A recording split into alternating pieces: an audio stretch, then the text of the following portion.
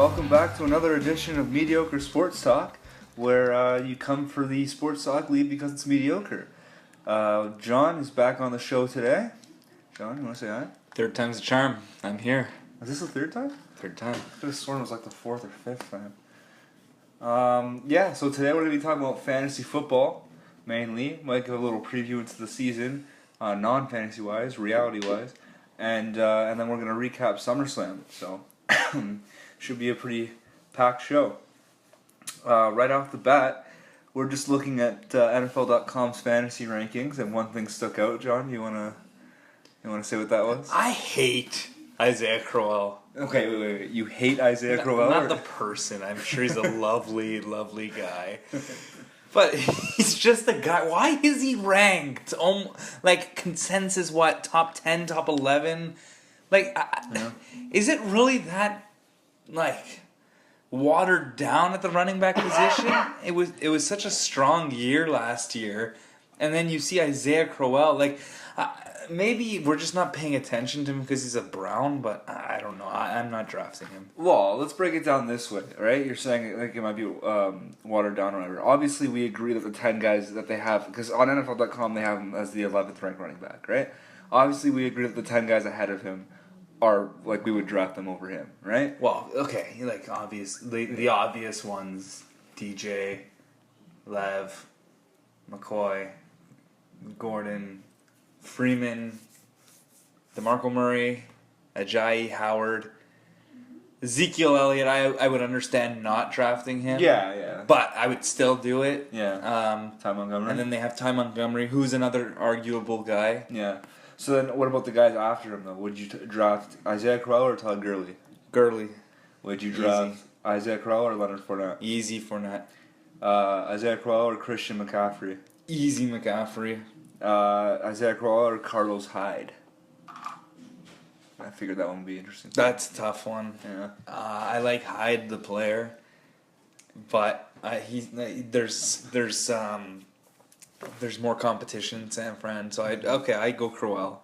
Yeah. Okay, so then I have Danny Woodhead next. This is a PPR. I would take Danny Woodhead.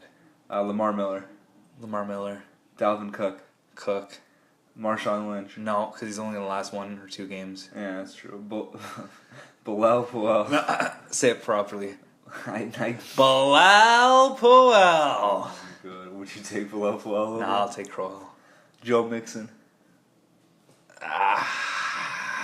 Well, then you have to look at value when they're getting drafted. So, do I take Joe Mixon in the 5th round, or do I take Isaiah Crowell in the 2nd? I think that's a no-brainer. Well, obviously you take Mixon. Yeah, I agree with that. But I'm saying, like, if you're in a draft and you need to take a running back next, and they're both there. But who's my number 1?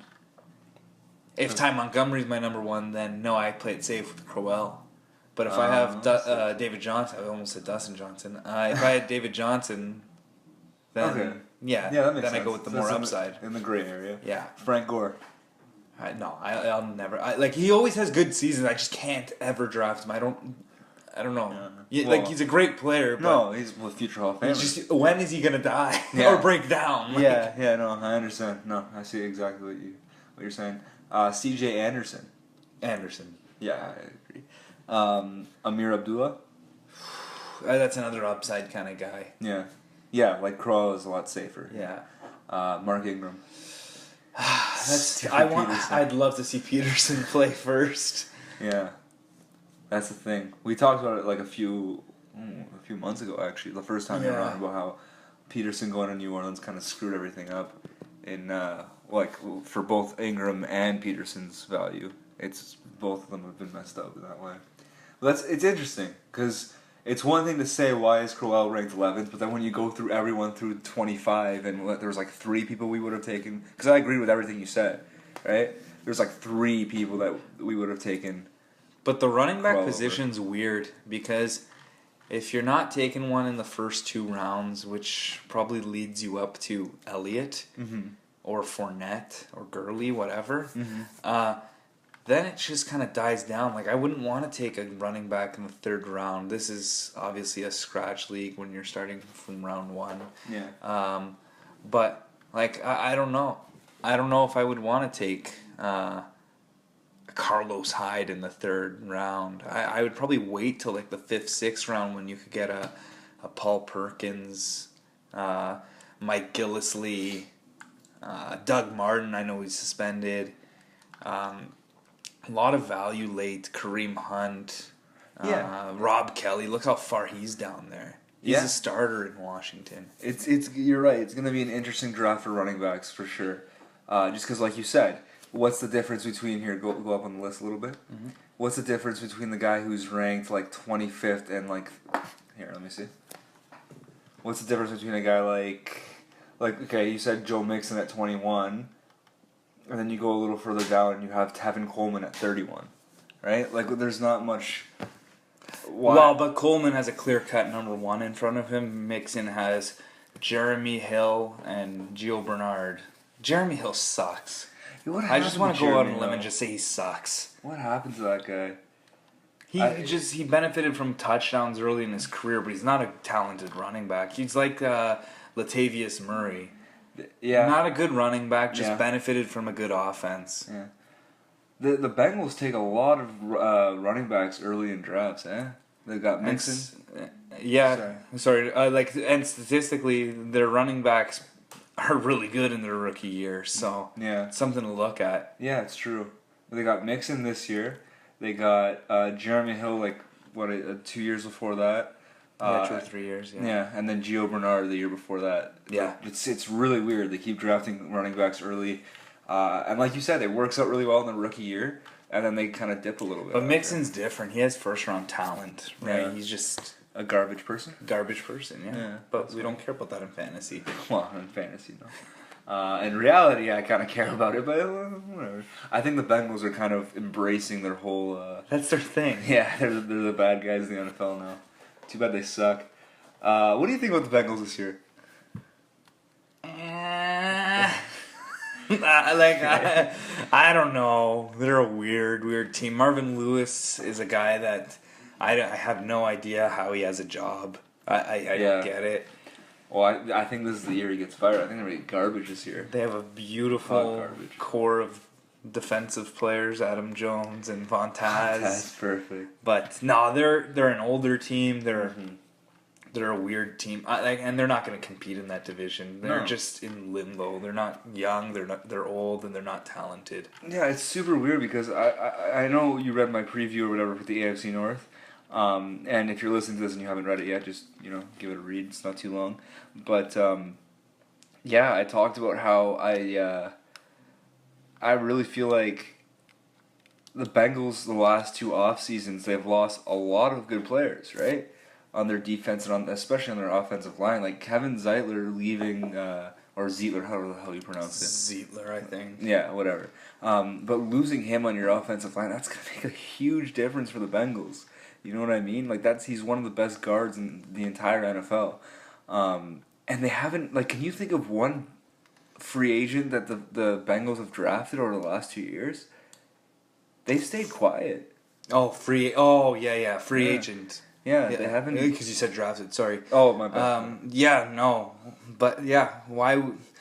They seem like they're a team that's not in a good cap situation either. No. And it's a toxic environment when you're around those, imagine being around Vontaz. Yeah, I know. 24/7. Yeah. No, that's brutal. Well, when the guy is taking out players on his own team in practice, going low and hitting them. On a guy who just came off ACL surgery. Yeah. Oh, my, I didn't even think of that. Joe Bernard. Oh, my God. That's friggin' terrible, man. It's just not... I don't think Marvin Lewis has any control over the locker room. It's not something that I usually comment on, but, when you have guys like Vontaz and Pac-Man Jones running around wild. It's been going on for, 9 years? 10 years? Enough is enough. This guy's not Bill Belichick. He hasn't done anything. No. Yeah, and like I said in the article, there has to be something said when you make the playoffs 5 straight years. That's awesome, but then when you're losing in the first round on... Winnable games. Yeah, no, it's not... Yeah, like I said, it's not just that the fact that they've lost all 5 of them in the first round. The first 2 were against...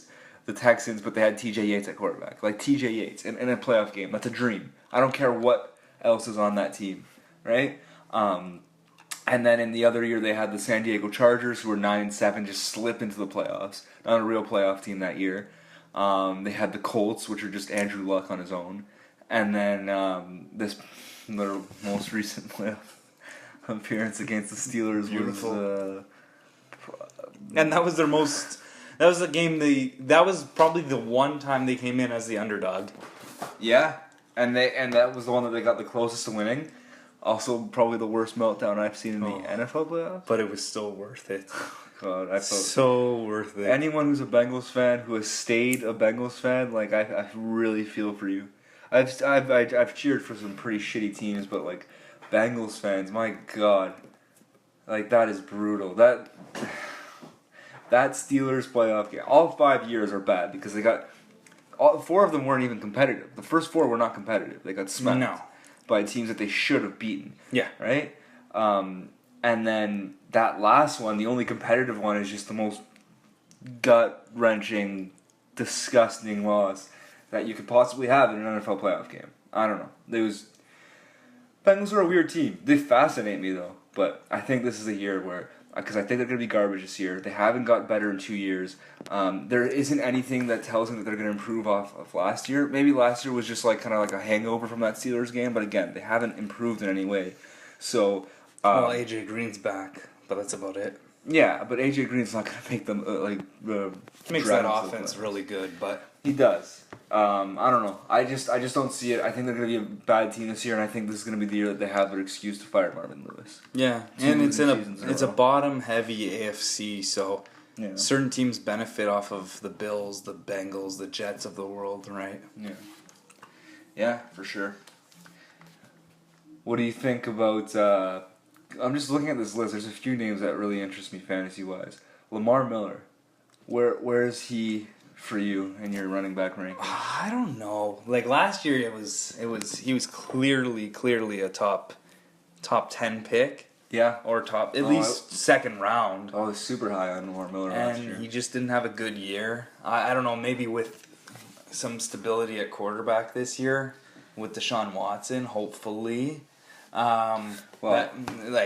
It'll help, but he hasn't looked good in training camp or preseason. He's falling. I don't know. He's still the starter. I don't think Deontay Foreman's taking over for him right now. No. He got a big contract last year, so I don't know. Like in a PPR format, I'm definitely taking a Danny Woodhead over him. Mm-hmm. Even maybe a Bilal Powell. As scary as that sounds. That does sound very scary. But considering where he was before. Yeah. But you could get value for him if he keeps dropping to the 5th, 6th round, whatever it is. You could get value for him. He's a starting running back on a good team. Yeah. And, we know the Texans like to run the ball a lot. And we know that they're either going into the season with Tom Savage or Deshaun Watson at quarterback. So either way, that's a young quarterback who probably want to check it down a lot, and they'll probably want to lean heavy on the running game to take the pressure off the quarterback. So, and he could still catch the ball too. Yeah, exactly. He hasn't lost his ability to do that. Yeah, I think there's some upside with Miller because, like you said, he's dropping so far on draft boards that I think there is some upside with him. By the way, we still have that bet going on. I'm not sure if we did on the no, we didn't do it on the podcast, but we still have that bet going on as to who's going to start game 1 for the Texans this year. Tom Savage or Deshaun Watson? Yeah, I'm still on Deshaun Watson. He's looked incredible in these 2 games. So I feel very confident that I'm going to win this bet with Tom Savage starting week 1. It's not about who the better quarterback is. It's about who's going to start week 1, and I'm still going with Tom Savage. He's looked incredible. I bet he has. Apparently Savage has been great in preseason as well, but I'm telling you, they're not going to throw Watson out there right at the beginning. They're going to realize it halfway through the season that they can't get over the hump with Tom Savage, with TJ Yates, with whatever. Deshaun Watson is a winner.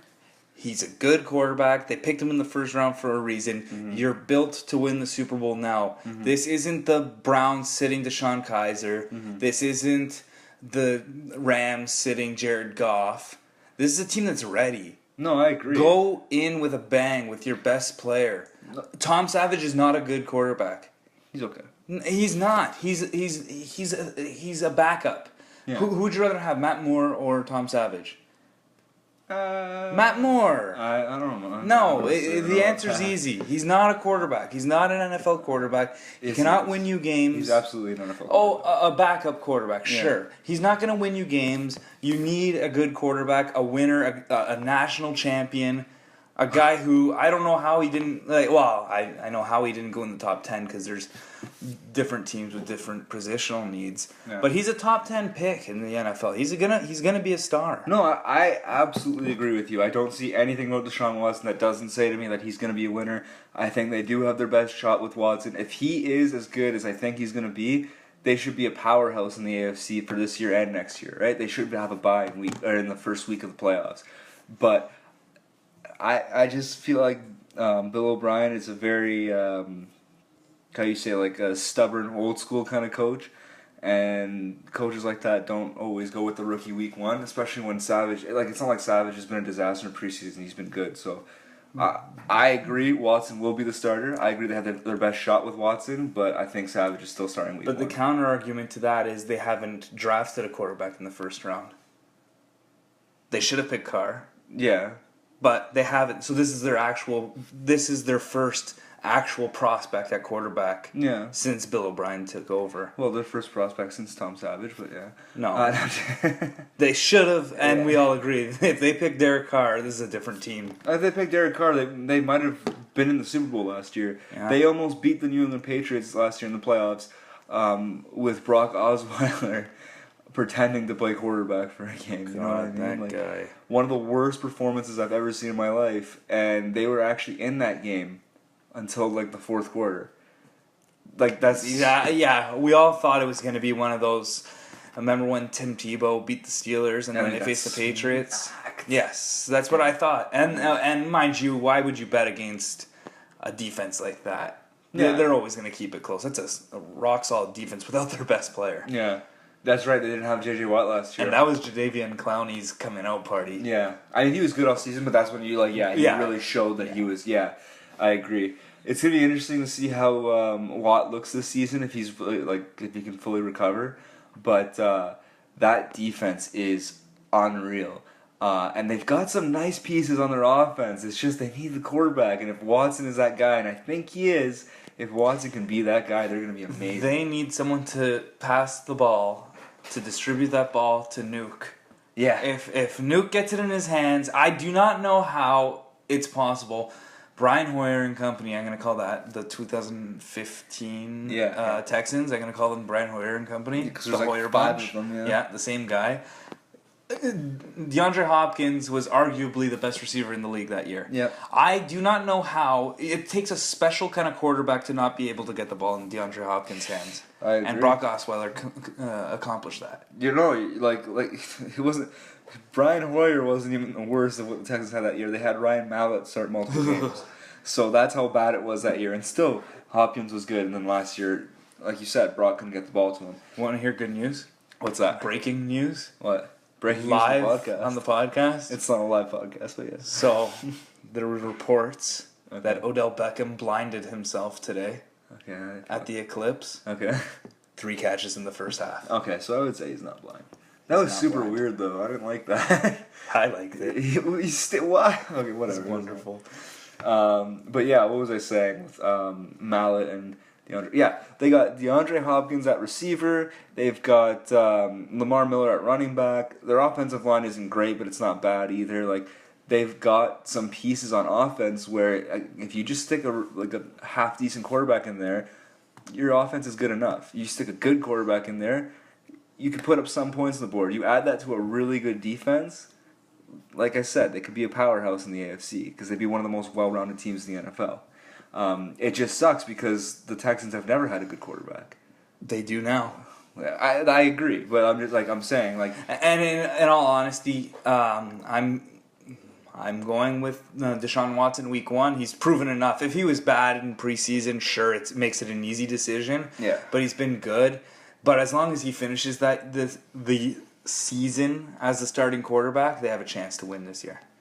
Yeah, no, I agree. They have no chance with Tom Savage. They'll make the playoffs. To win the Super Bowl? Oh, yeah, no, I agree. Yeah, absolutely. If they go with Tom Savage at quarterback, it's the same thing that it's been for the last 2 years, which is They're definitely good enough to make the playoffs. They probably will win the division, but no one's picking them in a game against the Patriots or the Steelers or the Raiders or any of those teams. Well, I mean, they beat the Raiders last year. That's because Derek Carr. Yeah, what was his name? Matt McGloin started quarterback that game. Wasn't it Connor? Oh, Connor Cook, and then he got pulled for McGloin, right? Yeah, because McGloin had to play injured. Yeah. Yeah, with a hurt shoulder or something like that. But yeah, so I 100% agree. I would go with Deshaun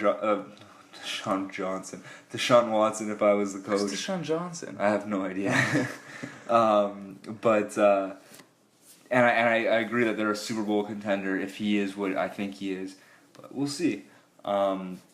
Speaking of quarterback battles, though, did you see who won the Denver Broncos quarterback battle today? So there's actually been serious breaking news. Odell Beckham just left the game.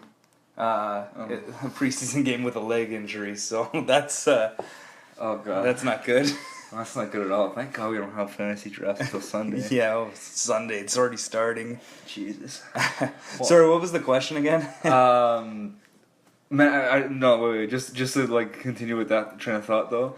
That just reminds me of 2 years ago when Jordy Nelson tore his ACL. Mm-hmm. It was the day, if I'm not mistaken, it was the day of one of our drafts.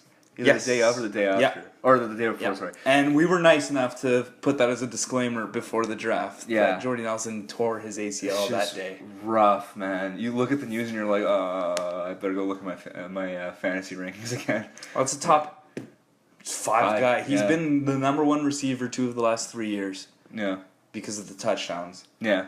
So you lose a top 5 guy, everybody else moves up. Well, Beckham would be the same thing this year. Like I'm sure it's not serious. And receivers absolutely stacked. Yeah. At the top at least.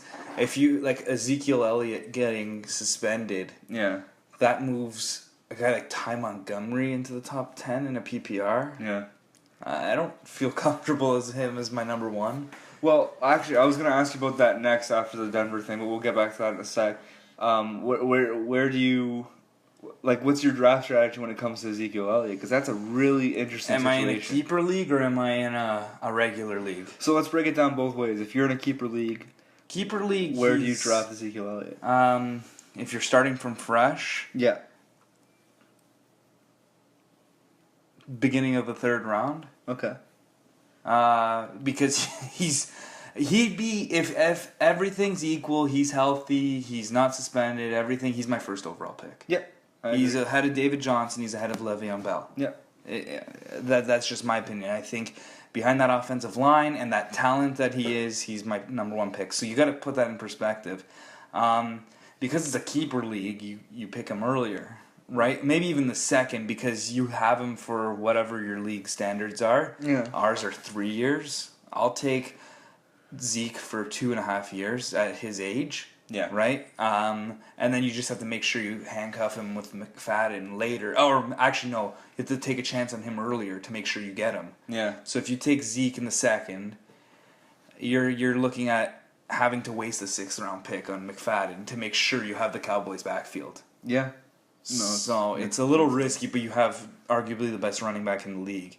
Yeah. Now, in a standard league, I'm not drafting him at all. At all? Oh, yeah, because sorry. My point is he'll go in the top 3-4 rounds. Right. So I'm not drafting him at all because I wouldn't feel comfortable taking him until the 6th because you're missing half a season. Literally 6 games plus a bye in week 7. So 7 of your 14 games. You could be out of it by wasting a top 3 pick on him. Oh, I agree. Yeah, you can't, especially in a non-keeper, you can't waste a top 3 pick on a guy who's not going to be there until halfway through the season. You can survive 2 weeks. You can survive 3 weeks. 4 weeks is kind of like, but you can survive that. 7 weeks, half the season, like that, you might not be able to survive that. You're going to have to draft really well to survive spending a top pick on a guy that's not going to be there for half the season. Like when it comes to drafting Ezekiel Elliott this year, it just really depends on what the situation is when you're drafting, what your team looks like. You have, yeah. Right? I don't know. Do you feel comfortable drafting 1st overall, pick David Johnson, 2nd round comes around, do you pick Zeke, and then because you're likely going back to back if you're picking 1st overall in the 2nd, 3rd rounds, you pick Zeke and Who would be a receiver? Michael Thomas? Would you feel comfortable with that? Oh man, that's so tempting to have David Johnson and Ezekiel Elliott for half the season. But then you have to go 5th or 6th round, Darren McFadden. So you're not picking a good quarterback or a tight end. Yeah, I think I actually would just not pick Ezekiel Elliott then. I don't think I would do it. Well, you're already safe at running back. Yeah, exactly. You have one guy who's going to be lights out for you at running back. Yeah, I wouldn't pick Zeke. I just don't see myself picking him this year. Like, yeah. The only drafts we are doing, and yourself too, unless you joined another league that I don't know of. No. We're all in keeper leagues that have already been established, right? Yeah. So it's a little different because we already have our nucleus of 4 guys, 1 per different position. Yeah. In most of our leagues, and then 1 we could keep whatever.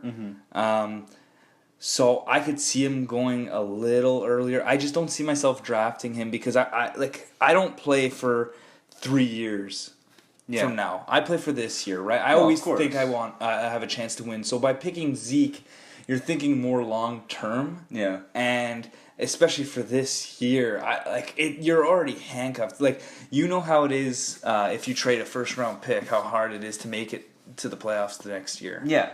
Right? So for that reason, I really have to stockpile draft picks, or I'm just not picking Zeke. Yeah, and I think that it's important to note that there's going to be at least 1 or 2 guys in your league that are going to want to pick Zeke in the first 2 rounds, right? I think that's why I know I'm not taking Zeke in any league. Just like you said, I know that he's going to be taken way earlier than I'm comfortable drafting him. And there's a lot of guys like that. Like Zeke, I understand the upside with Zeke, right? So I could see someone justifying that. Like, personally, I wouldn't, but I get it. Yeah. Like, Marshawn Lynch is going in the top 2 rounds. In keeper leagues, maybe non-keeper leagues, he's going in the 3rd, 4th. His ADP at the start was like 12th or 13th overall. That's insane. But now it's fallen down, like as you see on NFL.com. Now this is PPR rankings we're looking at, but he's number 19. Yeah. But his name alone, he's going to go, right? Unless you're in a draft with gurus, he's going to go early. And it's going to be beautiful because he's not going to have a good season. I just can't envision, unless he gets double-digit touchdowns. Yeah, I can't envision him having a great season. Oh yeah, we've talked about this a lot. We both agree that Marshawn Lynch is not, like, he's not worth drafting where he's gonna go, because he's, like you said, he's gonna go in the top 4 rounds in a standard league, and a keeper league will go in the top 2 rounds, which is insane. Yeah. So yeah, we're definitely in agreement there. But back to the original conversation, which was, did you see who won the quarterback battle in Denver? Well, I don't know if he won it or Paxton Lynch lost it. Oh, okay. But you know what I mean. Yeah. What do you think about that? Fantasy-wise or just football? Just football-wise. Well, it's the right move for Denver because Paxton Lynch is obviously, I'm ready to call it, he's a bust. He's done. Yeah. It was a first-round pick. You're a first-round pick. Yeah. You can't beat out Trevor Siemian. It's not like Patrick Mahomes not being able to beat out Alex Smith. Yeah, Alex Smith's a quarterback. He's a good quarterback. Yeah. He's not elite. He's a good quarterback. Yeah. No? So, I don't expect Patrick Mahomes to beat him out. Even next year if Alex Smith is still under contract. Alex Smith is, at the moment, the better quarterback. Yeah. I do not know how a first-round pick, Paxton Lynch, can't beat out Trevor Siemian. Well, Simeon was like a 6th or 7th round pick. Exactly. Yeah, that's insane. I saw a good point on Twitter today. I can't remember who said it, but the Broncos are kind of really lucky that they convinced Manning to, well, not, you know what I mean, convinced, that Manning played quarterback for them for 4 years. Because if you really look at their history now with John Elway taking over, like, he's done an amazing job, but how good are they at evaluating quarterbacks? So I'm going to go out on a limb and say Elway, yeah, it's perceived that he's done a great job. Yeah. But Manning did that. His number one job, Elway, was convincing Manning to sign with that team. Yeah. Because if Manning doesn't sign there, DeMarcus Ware doesn't go there. Yeah. Wes Welker doesn't go there. Yeah. So, yeah, okay, he did a great job drafting Demaryius Thomas, whatever. Yeah. But Peyton Manning was the key. That was his number one job, John Elway. I just don't understand how he's I know what you mean, like players signed with the Broncos because Peyton Manning meant you're a contender, right? Well, and he made them a historically great offense, right? Yeah. And that's how their defense got good, because Aqib Talib went there, DeMarcus Ware went there. Yeah. Von Miller fell in their lap, drafting second overall, right?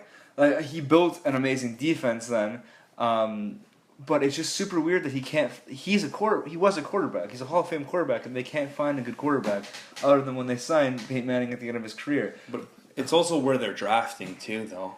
Yeah, but the best quarterback that they've had since like 2010 that they've actually drafted themselves, or like basically anything but Peyton Manning, was what, Tim Tebow? Or is it Trevor Siemian?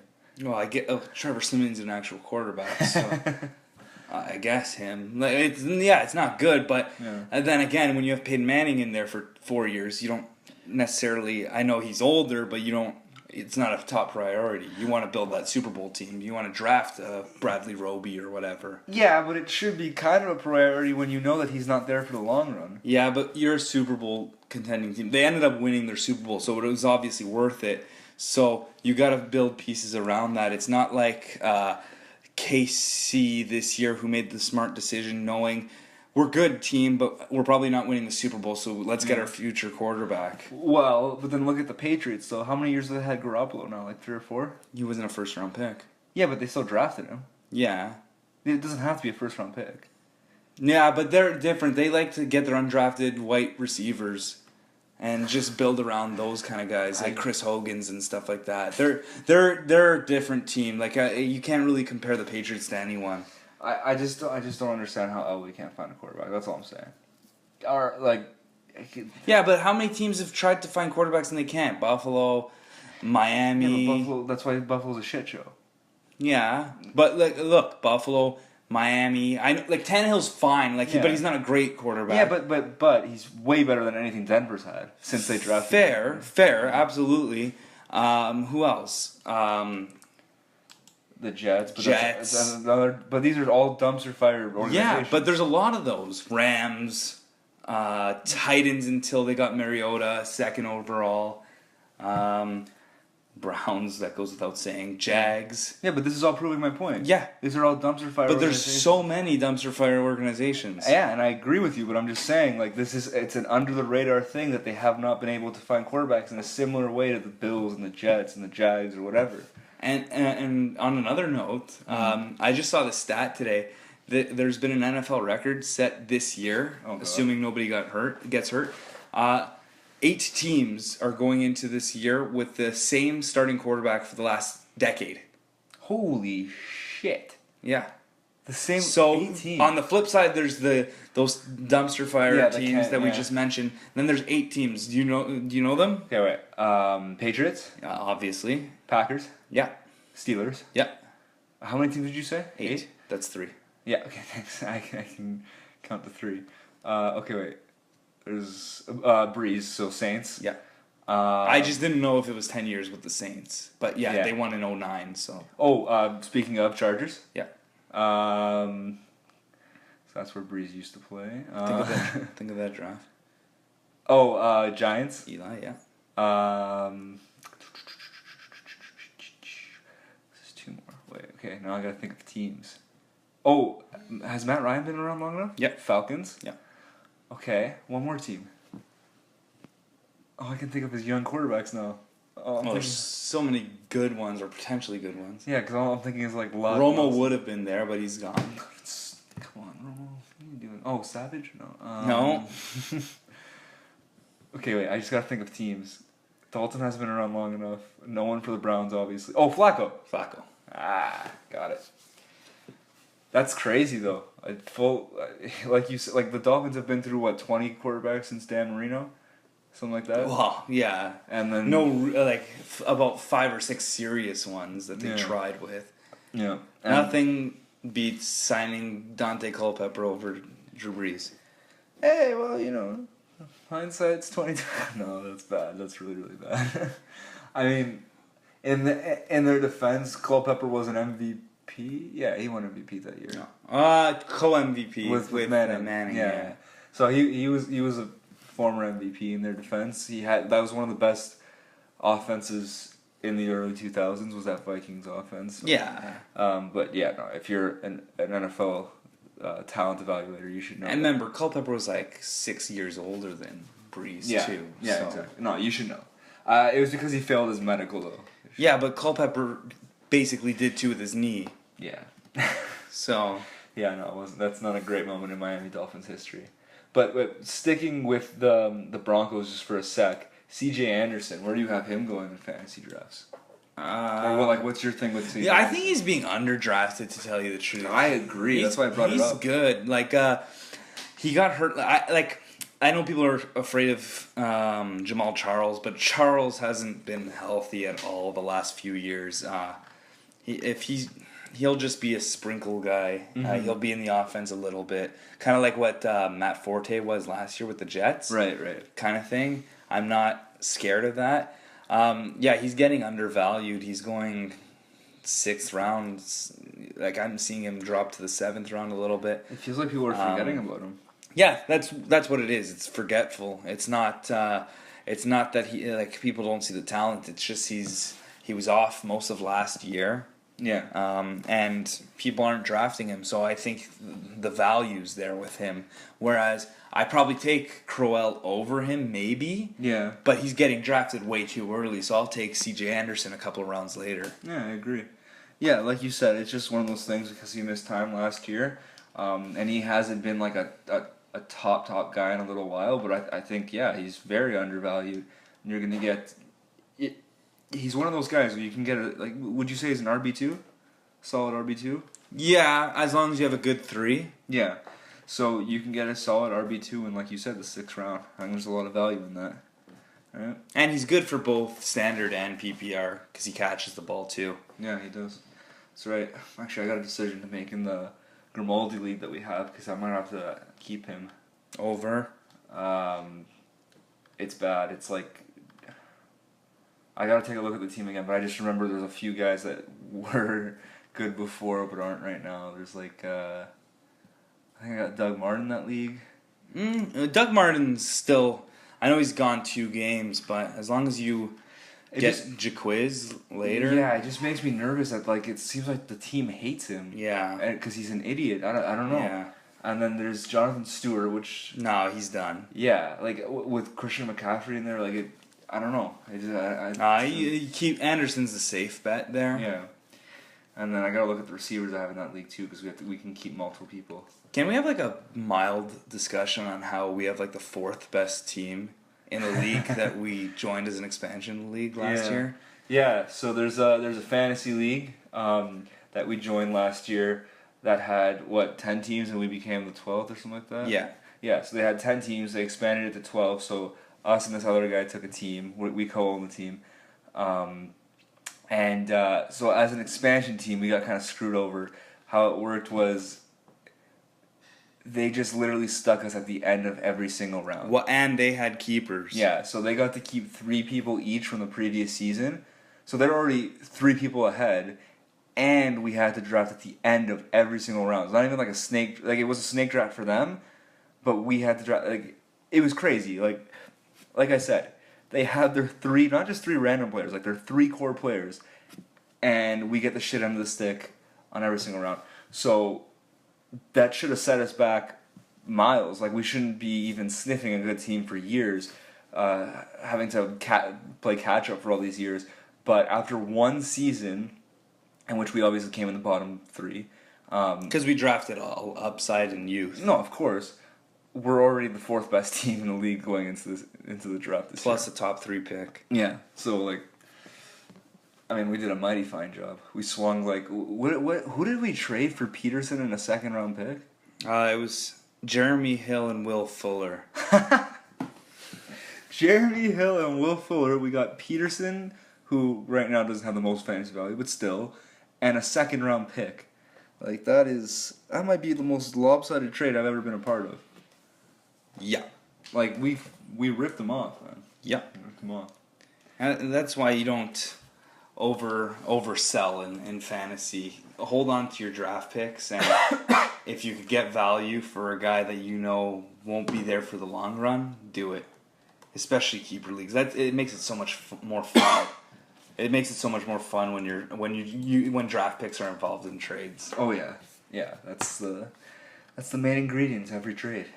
A few draft picks. Oh god. Anyway, just switching gears over to receiver. I was just looking at Alshon Jeffrey. He's ranked like 24th in fantasy. Wait, can we go to the top for a second? Oh yeah, go for it.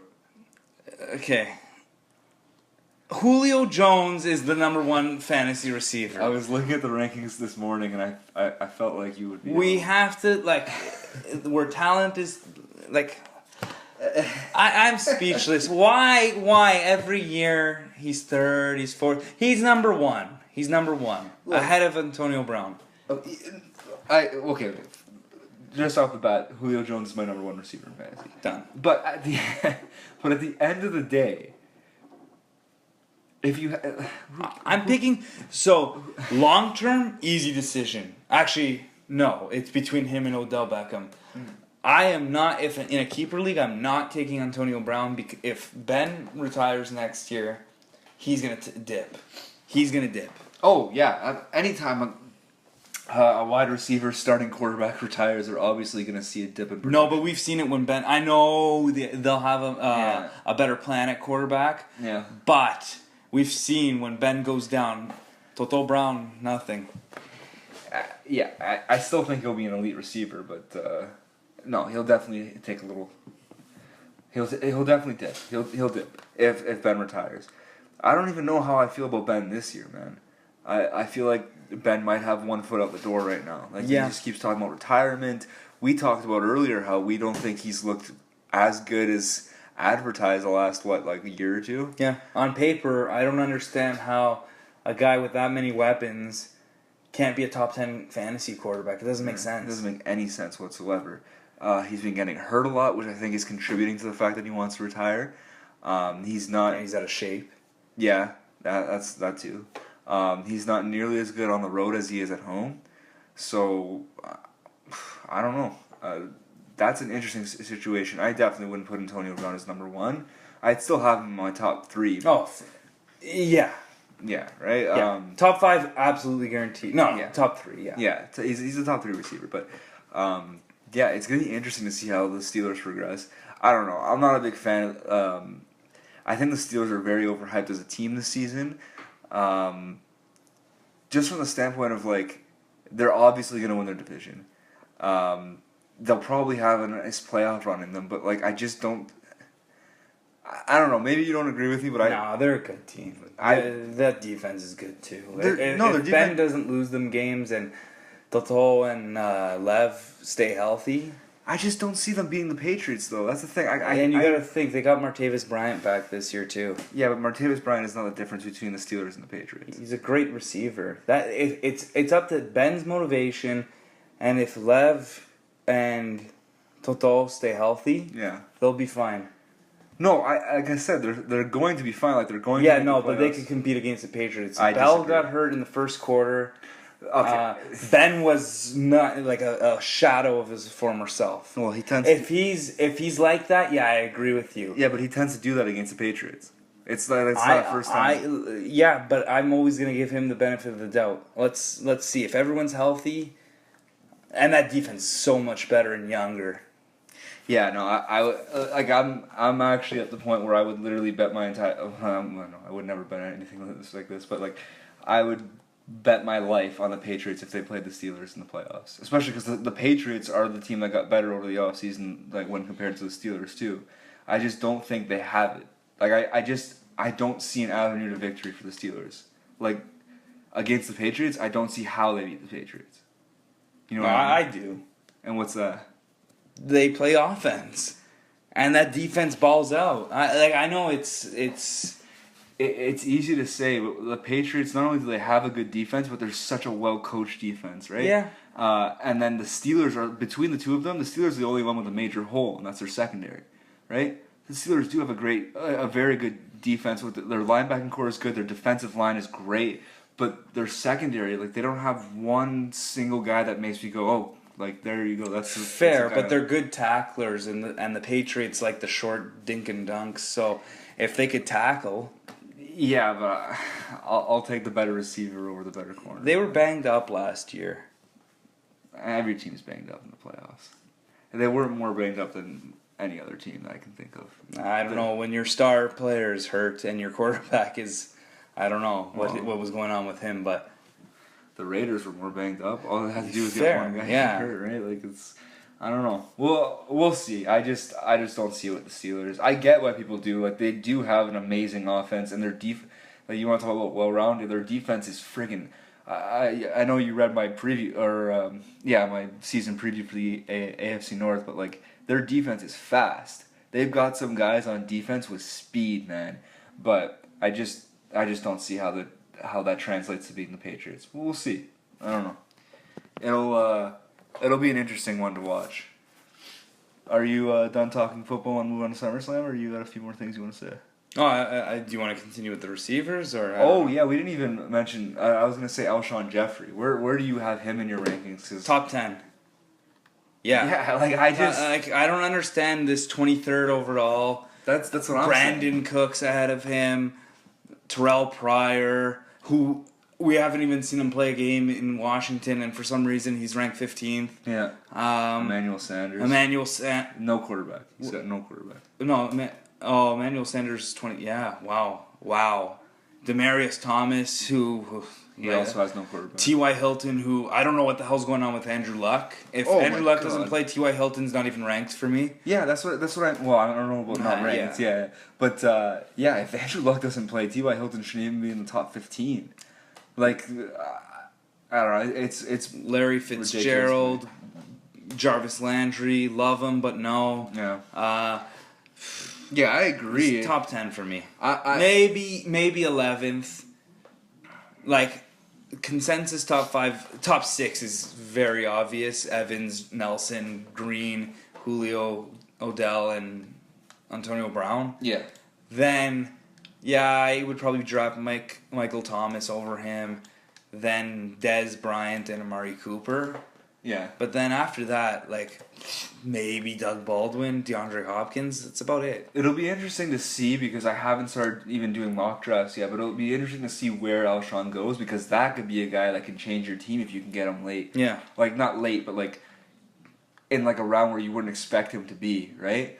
Because he could be a wide receiver 1 this year. I actually kind of expect him to, because people are forgetting Alshon Jeffrey is a really good wide receiver who's had injury problems the last 2 years, right? If he can stay healthy... He's got a good quarterback, too. That's what I was going to say. He's in an offense that can get it done this year. The Bears last year, they had Jay Cutler for 2 games. They had Matt Barkley. Like, he's got Carson Wentz throwing him the ball. And they've surrounded him with a pretty decent team. Who did they just trade for someone? No, they traded Jordan Matthews away. Yeah, right? Even more targets. Right? So, and he's on a contract year. Yeah. That's another thing. Yeah, he's on a 1-year deal, so he's got to prove himself. I love Alshon Jeffrey this year. Me and Mikey talked about it on the last episode of the podcast when we were talking about the Jordan Matthews trade and stuff like that. Like, I think Alshon Jeffrey is going to be a top guy in fantasy this year. Yeah. All right, you want to move on to SummerSlam? Sure. All right. So, this past Sunday was WWE SummerSlam 2017, the biggest party of the summer. Oh, God.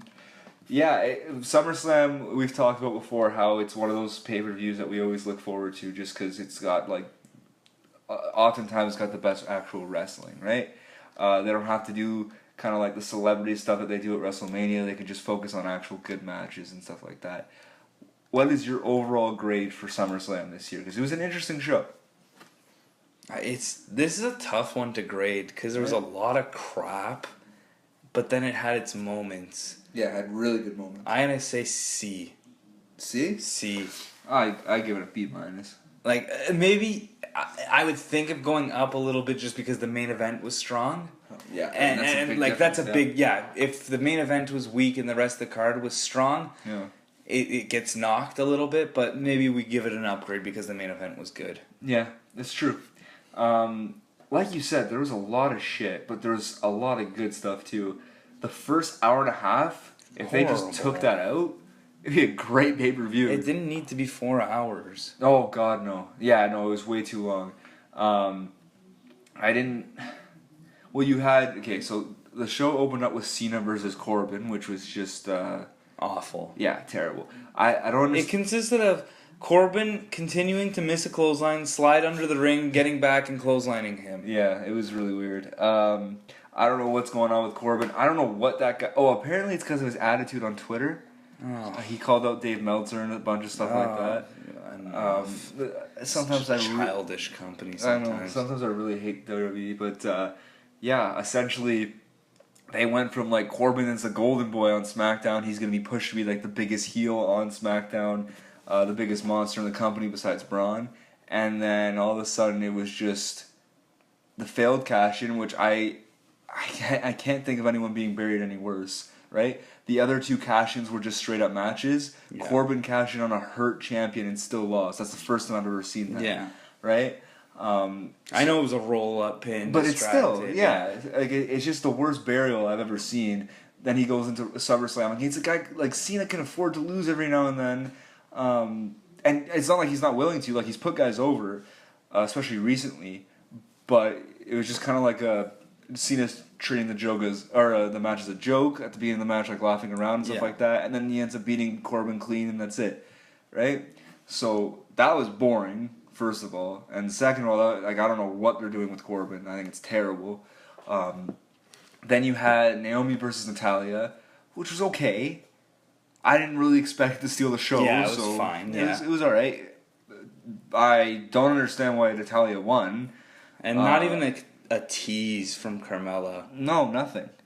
Why Natalya? I don't know. People are saying she deserves it, but like, she's such. And there's like she does to a certain extent, but she's such a bad heel. Yeah, she's terrible. Her character is dead right now. Yeah, like she doesn't do anything but smirk. There's like 6 or 7 wrestlers in that division on SmackDown that are better than both of those in the ring. Yeah. I don't like Naomi either. She's okay. Whatever. Like, it's so boring. No, I agree she shouldn't have been champion. Yeah. She needed to lose the belt. But yeah, not to Natalya. Yeah, it was just freaking bizarre, man. Another thing was they just started selling those glowing up women's titles now because that's what she did to it. She customized it or whatever. And then she lost it like a day later. That was super weird, too. Yeah. Just from a business standpoint. Like, I didn't understand that. Maybe to throw people off, but I guess. It's not always the right thing to do. No, and I definitely don't think it was this time. Natalya's the champion. Natalya. She'll lose it soon. That won't be a long reign. Yeah, she's got to be like a placeholder or something. I don't know. I don't know what's going on there. Carmella's going to have it soon, so... Yeah. I'm shocked she didn't cash in at SummerSlam. That just made too much sense to me. But yeah. Well, maybe because the men's one was cashed in the other day, so... Yeah. I like long runs with the Money in the Bank briefcase, so I'm not complaining about that specifically. Yeah. But, just the champion in general, yeah. Yeah. And then they had... Was it Rusev Orton next? And that was a complete joke. Rusev... Yeah. I don't know if it was next, but yeah. Oh, it was big... Whatever. We'll just do that one anyway. Yeah, Rusev Rusev Orton was just... That was terrible. You get two guys... I don't know why they're in a rivalry. It made no sense. But two guys that could go. They're good wrestlers, and you do a squash. Oh, not a squash. You just RKO'd him. It was pretty much a squash. Yeah, well, like 5 seconds. Yeah, it wasn't like a big cast versus whatever match. Yeah. Like, this was just... Rusev attacked him, missed a clothesline, then vicious RKO. That was kind of cool, but I don't know what they're doing with Rusev. That's the thing. So I wrote in my preview that it looks like Corbin's about to get buried, and it ended up happening, right? So I was like, maybe, just maybe, that spot opens up and Rusev takes it, because I love Rusev. Rusev should be one of the top heels in the company. He's young, he's good in the ring, despite how big he is. He's decent on the mic, like... or he could get Lana. I know they haven't been together lately, but they can still get back together. She could be a mouthpiece for him, right? Yeah. I just don't understand why they keep chickening out on pushing Rusev, and the last I want to say year they've just buried him. Always in a big match. I don't think he's ever won at WrestleMania. I don't know if he's ever won at SummerSlam. I doubt it. I can't think of anything. I think he might have fought Jack Swagger. Yeah, Jack Swagger at SummerSlam. So that's still. Yeah, whatever. That's when he first came into. But yeah, he's like the last year he randomly got demoted to like a jobber. Him and Jinder Mahal were like together in some weird tag team. And then they had that one pay-per-view where he randomly had a match with some of the Big Show. And losing to the Big Show in 2017 yes, is that's bad. right. It's really, really bad. Yes. So they had him lose to the Big Show, and then he kind of lost, even though like him and Jinder kind of came head-to-head, and even though they didn't actually wrestle, like Jinder came on top in the rivalry, and at the time, like Jinder was still like big-time jobber. He was not a champion or anything. No. Then he comes back, loses to Cena, who again can afford to lose every now and then loses to Orton right away in like 5 seconds. The Cena loss was okay. Yeah, it's a flag. Cena was coming back. It was a flag match, whatever. Orton was just coming off of a title run, facing the champion, beat Jinder Mahal on SmackDown for some reason, and then beats Rusev. Like, why? Orton didn't need that win. Rusev did. They have nothing going forward in that division for heels. I saw one rumor that, you know how Orton won the title basically to pay him back for getting his ass kicked by Lesnar, like actually getting his ass kicked? Yeah. They're saying that this was payback for him having to deal with Jinder for like 4 months. Because he had to like lose to Jinder Mahal for the title. Well, then why is Jinder Mahal their champion if they have to pay guys back? I don't know. It's a weird situation. Orton didn't need it, like I said. Why was it 5 seconds? At least make them both look good. Yeah, if they both look good, I'm fine with it. And come on, man, push Rusev. Like, it's time. Then you had Big Cass, Big Show, which next match of the night. Just straight up worst pay-per-view match of the year so far, and that's saying something. Yeah, one of the worst matches I've ever seen. Everything just doesn't make sense with Big Cass, Enzo, and Big Show. Next.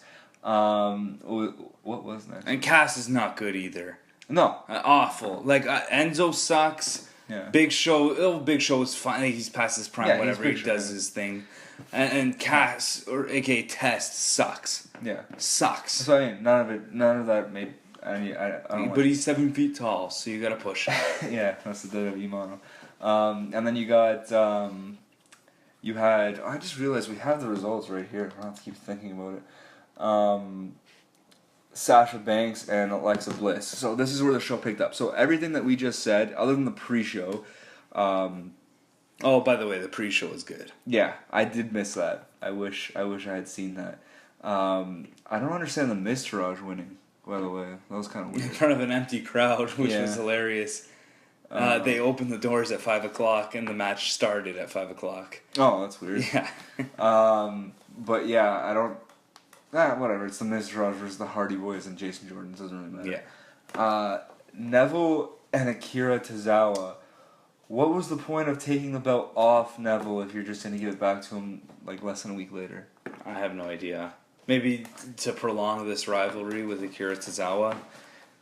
So the way I see it is they could have went a few ways, right? If you want Neville's like awesome run as champion to go really long, which is now what they're doing because they put the title back on him, you've kind of tainted it now because he lost it right in the middle. Yeah. Right?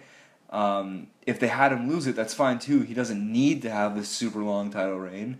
But now you ruined that too because now he has it again. Yeah. It's like they got the worst of both worlds. I think they just wanted this Akira Tozawa Neville rivalry to go on another couple of months, so then they could build up the next one. Whatever. I just can't wait till I want him to go into WrestleMania as champion, but I can't wait until he starts going back up to fighting guys outside of the Cruiserweight division and having sick He's matches. too good for that. Yeah. He's too good. Then the Usos and New Day, which from what I heard was probably match of the night. Oh, that was good. I don't know about match of the night, but if that wasn't, it's saying something. Like that's why it was on the pre-show, because look, it was 20 minutes that match. Yeah. No other match other than the Fatal 4-Way match was over 20 minutes. Yeah, you gave them time to actually You give them time because they deserved it. Yeah. Interesting that the Usos won. I'm not exactly mad about it. I just hope that they don't run New Day versus Usos too much that it kind of kills it. Well, they have no tag teams left. Yeah, they keep breaking them up. I know. But every match they've had has been great, so I'm not going to complain about it. Okay, and then back to the main card again. So Sasha Banks versus Alexa Bliss. After the first 4 matches were terrible, this is where it finally picked up again. Banks and Bliss was a great match. It wasn't like amazing, but it was good. It was very good. And it was time for Bliss to lose the title. Yep, made sense. And her title reign wasn't super long. It was decently long. But she had it in SmackDown for a while too. Yeah, so it was. But it was. I was gonna say it was a great run though. Yeah. It really Bliss is amazing. She came out of nowhere for me, but she is hot fire on the mic. Yeah, she's amazing. Yeah, and her in-ring psychology is off the charts. Mm-hmm. Right, and she's getting better as a wrestler. Yeah, which was her weak point. Yeah, and you saw it in the match because it was a great match. Although Banks could probably carry anyone to a good match. I love the angle with Banks. I figured she was going to be the one to take the title off Bliss. I think they wanted to wait a little longer. I think what they wanted to do was have Bliss beat Bayley on Sunday, and then Banks eventually get it off of Bliss. But with Bayley getting hurt, they just fast forwarded. But I think what the plan is, and I love this plan, is to have Banks turn heel on Bayley and have them fight at WrestleMania. Possibly, but I am willing to put my money on Asuka being the champion by WrestleMania. Okay. Yeah. I like that's a good point because she just, like you said, she has that shoulder injury that apparently is. I don't know if it's fake or not, but she's gonna vacate the title and then come up to WWE. She's not going back to NXT. No, apparently she's awesome. She is. I'd love to see that match was awesome. Yeah, I didn't even think of her. I still. Well, she could also go to SmackDown too. Yeah, and they probably need her more on SmackDown. Well, if they have the right guys with the title, like Charlotte's there, Becky Lynch is there. Yeah, you got Charlotte, Becky Lynch, Naomi, Natalia, Carmella. But then Raw's got Sasha Banks. Yeah, no, Raw's Bliss, better. Bayley, yeah. See, it's both shows are good, but I think Raw's better. Anyway, that's what I want to see is Sasha Banks and Bayley with Banks. I think Banks is better as a heel anyway. Yeah. So I think it'd be sick. Then you had Finn Balor versus Bray Wyatt. This is one of those matches that could have been longer. Yeah, it could have been longer. It could have been better. It was more just a spectacle kind of thing, right? Yeah. We spent half the match just talking about Balor's entrance and his face paint and his body paint. It was awesome. It was cool seeing his character. But can they finally Bray Wyatt could wrestle? We know that, right? Yeah. Right? Yeah. We all agree. I get he's great on the mic. Sometimes you don't understand what the hell he's saying. Most of the time.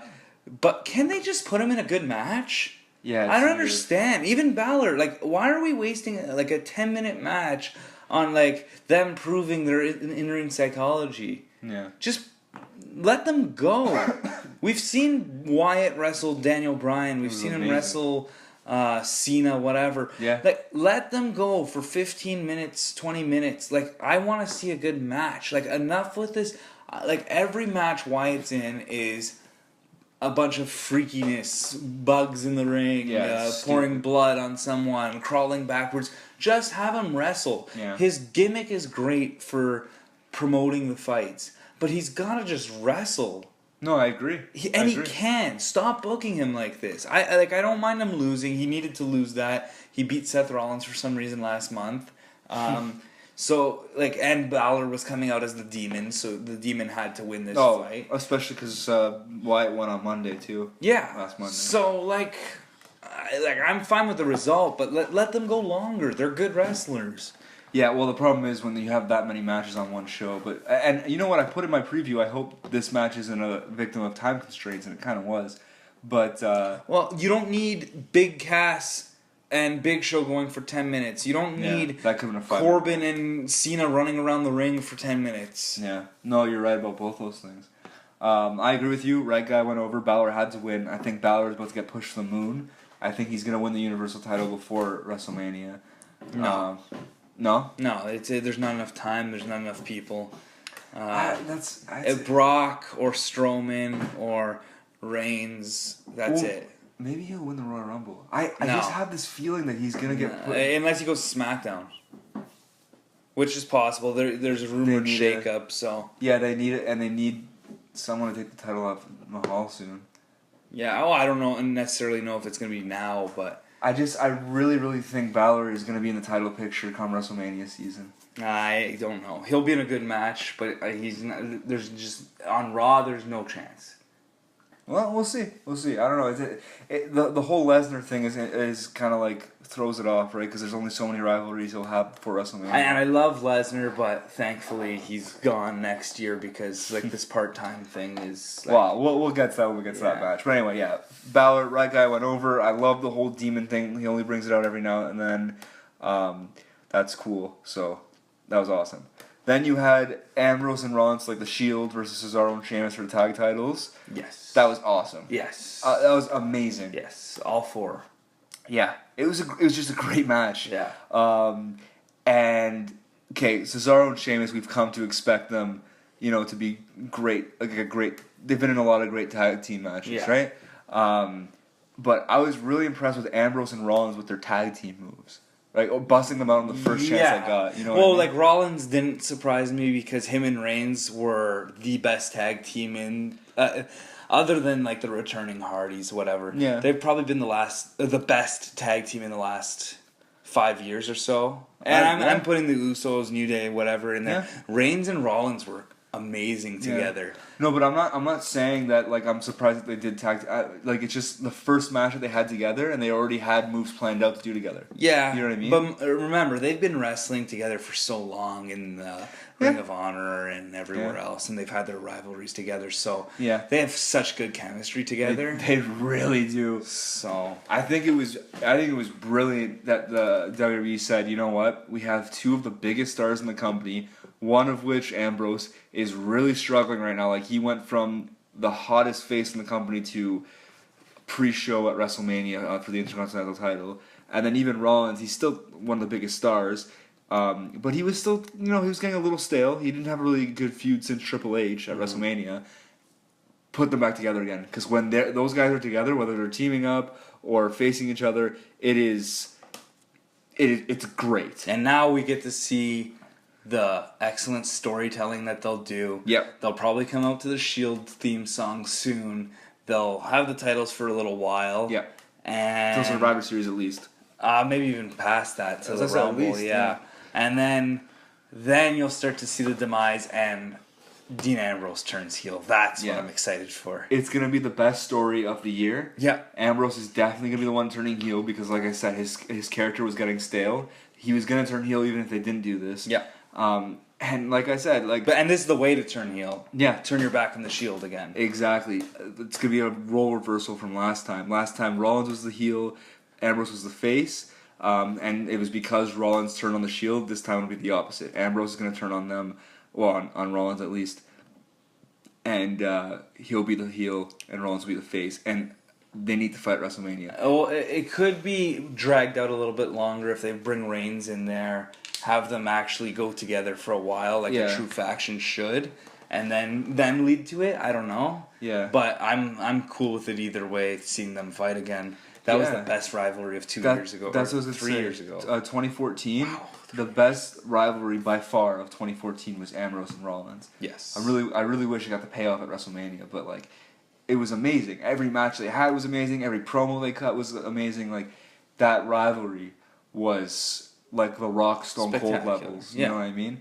And I want to see it again with the roles reversed. It would be awesome. And you don't need the title. That's the beauty of that rivalry. No, I would like it, but no, but you don't need it because you want draws, right? So Lesnar's a draw with the title, but Rollins and Ambrose is a match everyone's anticipating. That's true, right? It's not Big Cass versus Big Show. Yeah, you need to have big matches that aren't for the title, so that's definitely true. Speaking of best rivalries of the year, I think AJ versus Kevin Owens has been the best rivalry of this year. The two best superstars on SmackDown, not even close. Yeah. Oh my goodness. And Shane McMahon, let's throw him in there too. Let's give him his dues. Yeah. Those three are amazing together in the ring. To be fair, though, I think there was a little bit too much of Shane McMahon in that match. Yeah, but it was done on purpose. No, I know. Because they've already had their matches, so you add Shane in there. It leads to the next feud with Owens and Shane. The only shitty... Okay, first of all, I want to say I love the match. I love the ending. The only complaint I have is that AJ and Kevin Owens fought at 3 different pay-per-views, and we didn't have a proper ending or match in all 3. You know what I mean? Yeah, but it protected both guys. And that's fair. It's just like when you have a rivalry between 2 guys like that, you want to see that big match with a real conclusion. But again, it was great. I loved it. The storytelling was good. Yep. They're obviously great wrestlers. That goes without saying. There was a little bit of comedy in there with Kevin Owens is just. There's always comedy with Kevin Owens. He's great. You threw Jericho in the rivalry a little bit to spice things up. It was everything I expected, and it brought meaning to the U.S. title. Who, if we had an audience here, show of hands, who was looking forward to this match, or who was looking forward to the WWE title match? Oh, it's not even close. The U.S. title was the true championship match on SmackDown. Yeah, the only reason I can see people being more excited for the WWE title match is there's a lot of really diehard Nakamura fans out there who would have been dying to see him win the title. But AJ versus Kevin Owens was a great rivalry. Both guys can go in the ring better than pretty much anyone on SmackDown, especially Styles. It was good match, great rivalry, and I'm excited to see. I'm not sure what Styles is going to do next, but Owens, it looks like it's going to be Owens and Shane. Yeah, Owens and Shane are going to feud for a bit. Styles could go anywhere, really. Yeah. With that title, like he shouldn't hold it for too long. Yeah. But I don't know. I could see him going down to fight Corbin. I could see him. Maybe Ziggler comes back. That would be a cool rivalry. Styles and Ziggler will put on a show. Because they're repackaging Ziggler, so I want to see what they do with him. Oh, are they? Is that yeah. What's going on? I don't know. 'Cause Ziggler's kind of been weird in the ring lately. He's had a few chances, but I haven't seen him put on a good match in a while. Yeah, but him versus Styles would be a good. It has to be, right? Yeah. Yeah. Speaking of good matches, Jinder Mahal and Shinsuke Nakamura fought for the WWE title. That was a thing that happened. So they were hot for a few matches, and then this match. Yeah. I wanted to give Jinder Mahal every chance because I think he's pretty good as a character. Yeah. But it just... Every match he's been in sucked. Yeah. The Orton matches, the Cena match on SmackDown, this match with Shinsuke. I've had enough of him at the title. Well, I've had enough. Especially when every win is exact... The only win that he's had that hasn't been exactly the same was the Punjabi prison, but that's because it was Punjabi prison, right? And they had Kali come in. And he keeps botching his own finisher. That's another thing I don't understand. How do you botch your own finisher that many times? It's your finisher. You do it every night. I don't know. But the build to him winning the title was brutal. It's a disaster. Kept jobbing, and then all of a sudden he wins. Yeah. Made no sense. So nobody believes him as champ. Yeah. And then now he's been in underwhelming match after underwhelming match. I don't like Shinsuke. I'll be honest here. I nothing against him. He could wrestle, whatever. I can't have a champion that can't cut a promo. Right. Without a mouthpiece. Yeah. Okay? I'm going to be honest here. So I don't like him. But at least the fans like him. Give him the title because Jinder's obviously not working. Yeah. Give Shinsuke the title. Hopefully he loses it soon. Jinder wins. I can't see Shinsuke fighting for the title anymore. No.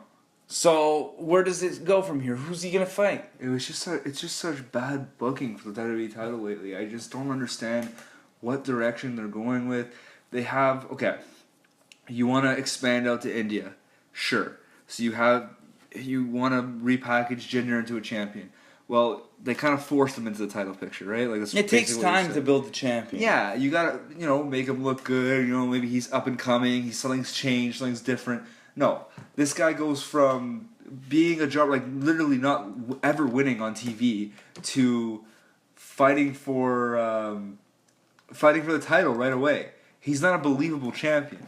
Then he wins the title by basically like his buddies, the Singh brothers, screw over Randy Orton. Yeah. Okay? That in total, 3 victories over Randy Orton, not one of them clean. No.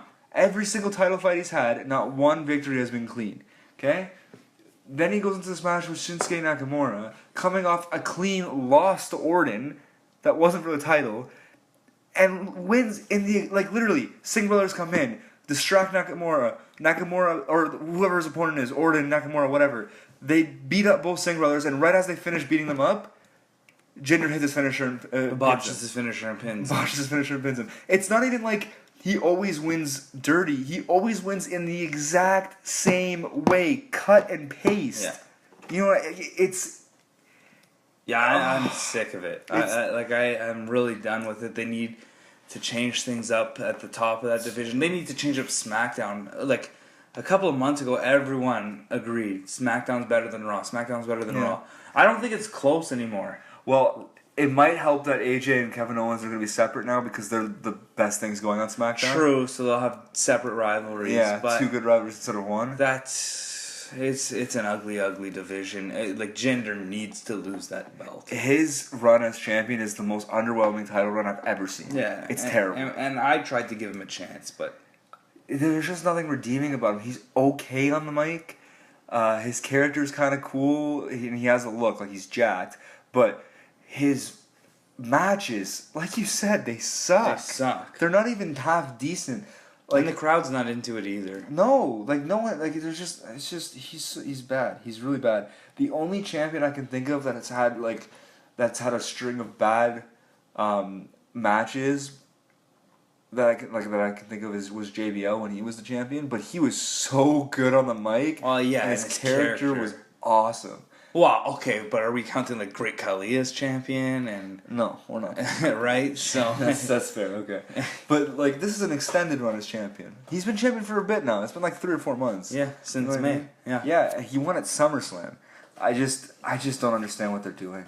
I don't know who Jinder's gonna fight next. I don't know who Shinsuke is gonna fight. If Shinsuke fights for the title next and wins, as much as I want him to take the title of Jinder, I'll just be baffled. I give up. Like, sense. What are you guys It's almost doing? like WWE just wanted to throw a change up because nobody expected him. Yeah, everyone thought Shinsuke was going to win. What is the point of having Jinder go over at SummerSlam and then Shinsuke going over the next month? I have no idea. I would not be shocked if WWE does it, though. Their direction was... It's crazy because, like, look at this show. Okay? Half the show was shit. The other half, other than the Jinder match, was great. Like, just balls to the wall, amazing. Right? And it's just baffling how one company can just go in so many bad directions with the Cena Corbin thing, with Natalya being champion, with whatever the hell the big cast experiment is, with Rusev being buried, but then go in such a good direction with Ambrose and Rollins. Brilliant. Yeah, but a lot of it has to do... Oh, well, like, I get what you're saying, but a lot of it has to do with the talent in the ring that makes it good. Right? So stop pushing these guys. Yeah. Nobody wants to see Big Cass. I have never met someone that says, I love Big Cass. Big Cass and Enzo together are pretty good. Yeah, they're a tag team. They're fine. But separate, it's rough, man. It's really, really bad. But when you say, like, in the ring, Orton and Rusev, like, those are 2 guys that can go. Like you said, they're both good at everything. It's just bad booking. Right? The way they have booked Shinsuke has been terrible. Yeah. Like, absolute. They have him come in, they have him fight Ziggler, but for some reason they have him just get beat down by Ziggler and then win at the last second, which makes no sense because you have 2 guys that can go in the ring. Have them go. Apparently, I've never seen Shinsuke go in WWE. Yeah, but apparently he's amazing, right? Just like showcase that. Why are you hiding him? He had all these great matches in NXT. It's not like it can't translate to North America. Like, he had great matches in NXT. Actually, was it you that was telling me that Triple H is mad that he used... it was Chris yesterday. Yeah. That apparently because Triple H knew how to use Shinsuke in NXT, but now McMahon is just botching it in WWE. Like you said, he can't cut a promo in English, right? But fans love him. They love his character, and apparently he's great in the ring. Showcase what he's good at. Yeah. Why are you hiding what he's good at? And putting him in matches with Jinder where he's just doing this ground and pound and then a couple of kicks and... Like, look at it this way. You're not a Shinsuke fan, right? And you said that. You haven't even gotten a chance, though. Like, for guys like you... But yeah, I've already judged. Yeah, for guys like you, you're never going to get on board with Shinsuke until they show you... Yeah. Like, you know what I mean? They're doing nothing to win you over. Well, and it takes a while to get, like, to turn people's opinions. Yeah, like, look how long it took me to like The Miz. Oh, yeah, same here. I hated The Miz. He was bad. Because when he was a face, oh, God. that really ruined it. Yeah, now, this has been such a good run. I like him now. Yeah, I like him.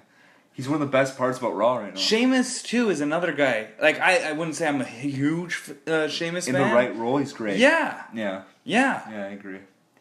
Anyway, in lighter news, the main event was awesome. Yes. I love these like multi-guy matches where it's just chaos. They're like the Fatal 5-Way match that they had a few months ago where Joe won his title shot, and this Fatal 4-Way match are two of the best matches I've seen all year. Yeah. Like this whole like who's gonna like when you have no idea who's gonna win. And you have all these false finishes, and like, oh my god, he's outside the ring, so is he gonna win? Or he looks really strong right now, he can't. Like it was amazing. Edge of your seat the entire time. Some of the spots, like Strowman destroying Lesnar, like, oh, what a match! Yeah, what a match. What do you think about Lesnar going over? I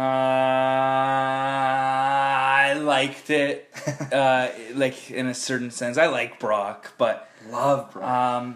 Like if it was me, I would have had Joe win the title. Yeah. But no, I was okay with either one. The only way I would be okay with Reigns winning is if the Shield helped him. That would have been cool. That would have been my only way. I don't want Reigns with the title at all. It's okay that they did do the Shield. Yeah. No, I'm okay with it.